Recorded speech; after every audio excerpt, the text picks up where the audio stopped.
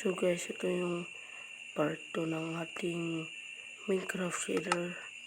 So ito, i-ikon natin to guys, to task active natin yan, disactive, tsaka disactive pa, kasi ito active guys. Dapat guys naka-active talaga. So play na natin yan, hintayin lang natin mag-active yan guys. So maghintay lang tayo guys na medyo matagal-tagal. Hintayin lang natin yan guys. Yan nalalabas guys yung Minecraft Realistic Vanilla. Maghintay-hintay lang tayo guys.